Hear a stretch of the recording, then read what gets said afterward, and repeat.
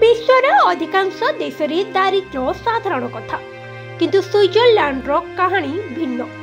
सरकार एक व्यवस्था स्थापन करिसेंती जहा द्वारा केही बासस्थान, चिकित्सा सेवा किंबा अत्यावश्यक सहायतारू वंचित न होंती। एही कारणरू एही देश में बासहीनता प्राय नहीं।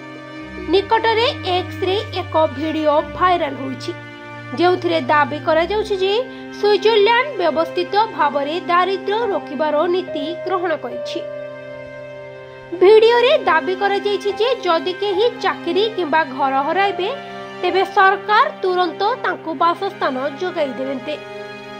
एथिरे एपरि मध्य कुहा जाइछि जे जदि केही सरकारी सहायता प्रत्याख्यान करंती तेबे सेमानंकु किछि निर्दिष्ट परिस्थिति रे देश छाड़िबाकु निर्देश दिया जाई पारे।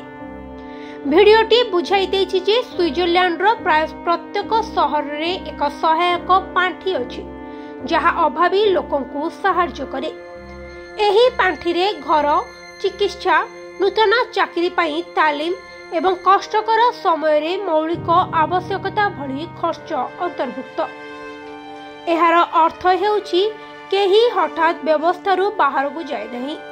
भिडियोटी एहा मध्य कहिछि जे स्विट्जरलैंड रे हाराहारी दरमा प्राय 7,25,000 रु 8,28,000 मध्य जितेबले सर्वनिम्न मजूरी प्राय 4,14,000 रु कम नुहे।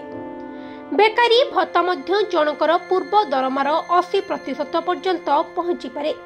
तथापि आय जेते अधिक हेबो जीवन यापन खर्च सेते अधिक हेबो जहा समग्र व्यवस्था को संतुलित रखिथाय। एठारे बेकारी भत्ता जनकर पूर्व दरमार 80% पर्यंत पहुंची पारे।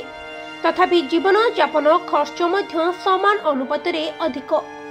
स्विट्जरलैंड रे परिष्कार परिच्छन्नता संपर्क रे बहुत कठोर नियम रहिछि। रास्ता रे सिगरेट बुट फिंगिले प्राय 31,000 जरिमाना देबाकू पड़िबो। सेही भली अलिया पकाइले प्राय 10,36,000 पर्यंत जरिमाना देबे। देशर अपराध हार एते कम जे अनेक अंचल रे पुलिस अधिकारी माने अस्त्र मध्य बहन करती नहीं।